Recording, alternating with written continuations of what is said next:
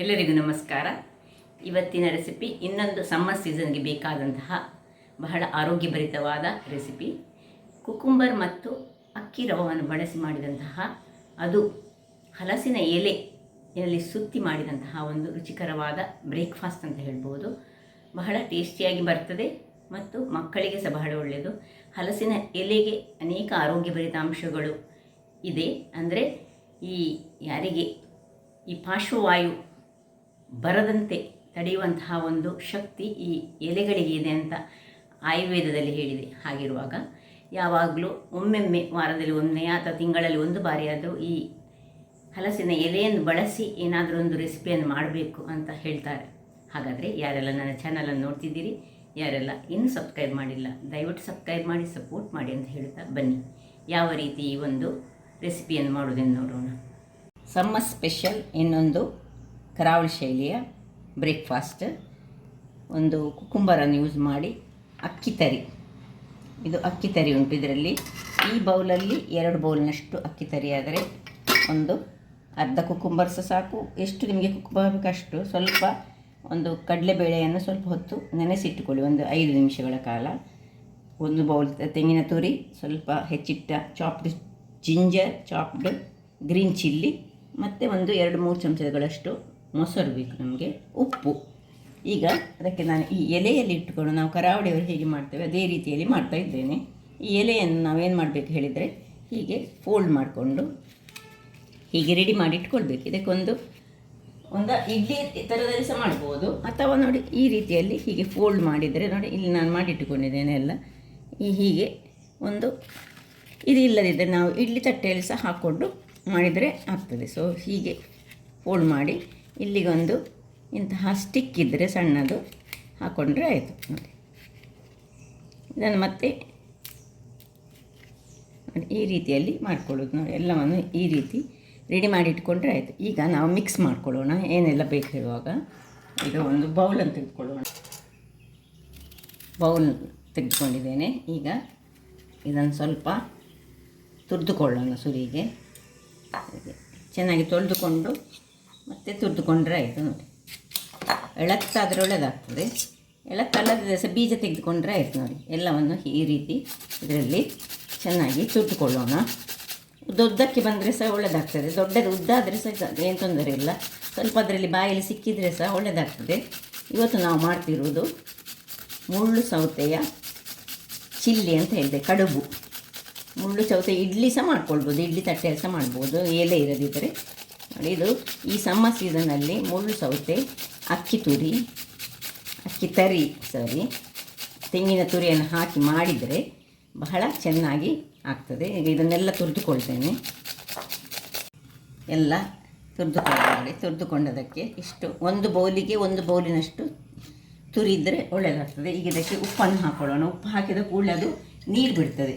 ಅದು ಯಾಕೆ ನೀರು ಬಿಡ್ತದೆ ಹೇಳಿದರೆ, ಇದರಲ್ಲಿ ತುಂಬ ನೀರಿನ ಅಂಶ ಇರೋದನ್ನು ನೀರು ಬಿಡ್ತದೆ. ಅದಕ್ಕಾಗಿ ನಾವು ಮೊದಲಿಗೆ ಇದನ್ನು ತುರಿದುಕೊಂಡು ಉಪ್ಪು ಹಾಕ್ಕೊಂಡ್ರೆ ನಮಗೆ ಮತ್ತು ನೀರಿನ ಪ್ರಮಾಣ ನಾವು ಎಷ್ಟು ಅಂತ ನಮಗೆ ಗೊತ್ತಾಗ್ತದೆ. ಸೊ ಈಗ ಇದಕ್ಕೆ ಇನ್ನು ಈ ಅಕ್ಕಿ ತರಿಯನ್ನು ಮಿಕ್ಸ್ ಮಾಡ್ಕೊಳ್ಳೋಣ. ಸಜ್ಜಿಗೆ ಸಹ ಪೂರ ಸಜ್ಜಿಗೆ ಇದ್ದರೆ ಅದು ಸಹ ಆಗ್ತದೆ, ಅದನ್ನು ಸಹ ನಾವು ಮಾಡ್ಕೊಳ್ಬೋದು. ಈಗ ಅದಕ್ಕೆ ಸ್ವಲ್ಪ ಮೊಸರು ಹಾಕೊಳ್ಳೋಣ. ಒಂದು 2 ಸ್ಪೂನ್ನಷ್ಟು ಮೊಸರನ್ನು ಹಾಕ್ಕೊಳ್ತಿದ್ದೇನೆ. ಸ್ವಲ್ಪ ಹಾಕುವ, 1-2-3 ಸ್ಪೂನ್ನಷ್ಟು ಮೊಸರು.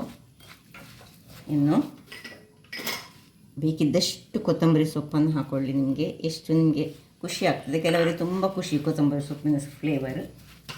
ಇನ್ನು ಇಲ್ಲಿ ಹೆಚ್ಚಿಟ್ಟಂತಹ ಜಿಂಜರ್ ಮತ್ತು ಗ್ರೀನ್ ಚಿಲ್ಲಿ, ಕಾಯಿ ಮೆಣಸು ಮತ್ತು ಶುಂಠಿ.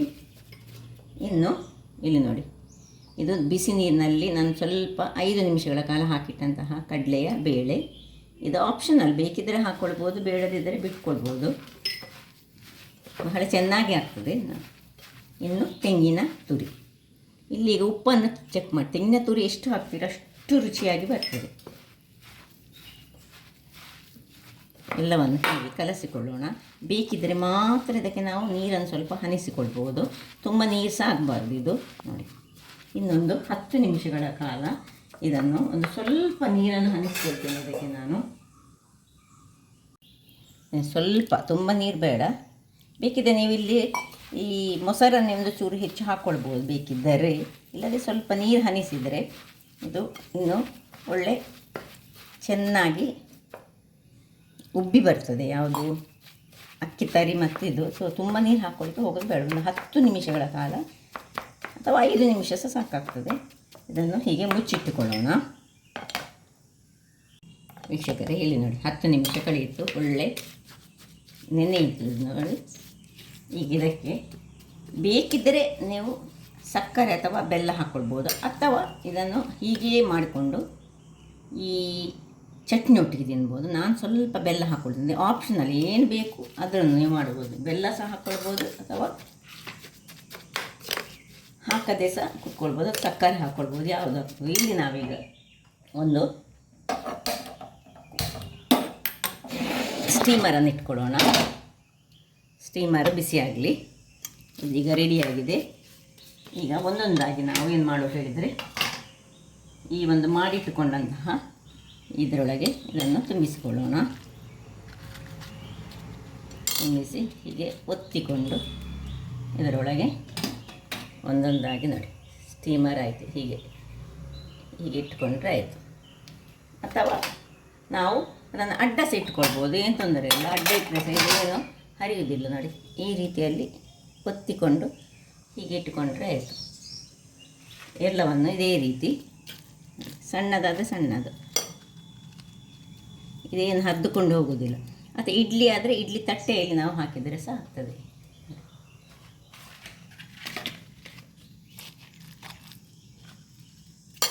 ಸ್ವಲ್ಪ ತುಂಬಿಸಿಕೊಳ್ಳೋದು ಮತ್ತು ಹೀಗೆ ಕೈಯಲ್ಲಿ ಒತ್ತಿಕೊಂಡು ಹೀಗೆ ಇಟ್ಟರೆ ಎಲ್ಲವನ್ನು ಇದೇ ರೀತಿಯಲ್ಲಿ ಇಟ್ಟುಕೊಂಡು ನಾನು ಬೇಯಿಸ್ಕೊಳ್ತೇನೆ.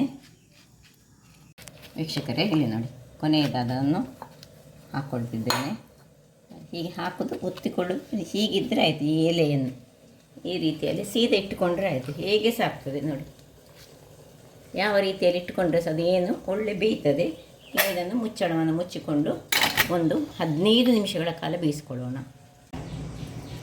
15 ನಿಮಿಷಗಳ ಬಳಿಕ ಆಫ್ ಮಾಡ್ಕೊಂಡಿದ್ದೇನೆ ನೋಡಿ. ಬಿಸಿ ಬಿಸಿ ಬಿಸಿಯಾಗಿ ಉಂಟು. ಈಗ ಒಂದೊಂದಾಗಿ ಹೀಗೆ ತೆಗೆದುಕೊಳ್ಳೋಣ.